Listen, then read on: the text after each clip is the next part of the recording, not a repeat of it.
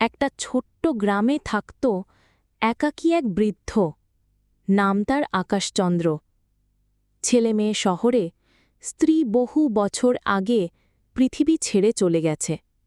দিন কাটে একলা আর নিঃসঙ্গতায়। একদিন সকালে সে দেখল তার বারান্দার ঝুঁপে পড়া তুলসীতলায় একটি ছোট্ট পাখি পড়ে আছে, ডানা ভাঙা। বৃদ্ধ পাখিটাকে আদর করে ঘরে নিয়ে এলো। তুলো ভিতে রাখল, জল দিল, ভাঙা ডানায় হালকা ওষুধ লাগাল। দিনগুলো কেটে গেল। পাখিটা ধীরে ধীরে সুস্থ হল। পাখির নাম দিল চান্দি।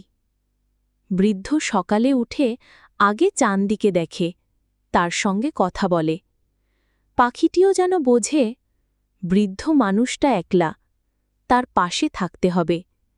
পাখি আর মানুষ দুজনের মধ্যে এক অদ্ভুত ভালোবাসার বন্ধন গড়ে উঠল। গায়ের মানুষ বলে বৃদ্ধ আর পাখিটা যেন একে অপরের ছায়া। যেদিন চান্দি আবার আকাশে উড়ে যাবার মতো শক্তি পেল, সেদিন সকালে সে বারান্দায় এসে বসে রইল। আকাশচন্দ্র চোখে জল নিয়ে বলল, যাও, মুক্ত আকাশ তোমার জন্য। তবে মনে রেখো, যদি মন চায় ফিরে এসো, তোমার জন্য এই বৃদ্ধ হৃদয় অপেক্ষায় থাকবে। চান্দি সত্যিই উড়ে গেল, কিন্তু প্রতিদিন সকালে সূর্যের আলোয় যখন বারান্দায় আলো পড়ে, তখনই আবার চান্দি ফিরে আসে, বৃদ্ধের কাঁধে বসে, মাথা ঘষে ভালোবাসার মতো। ভালোবাসা ভাষা চায় না, চায় অনুভব।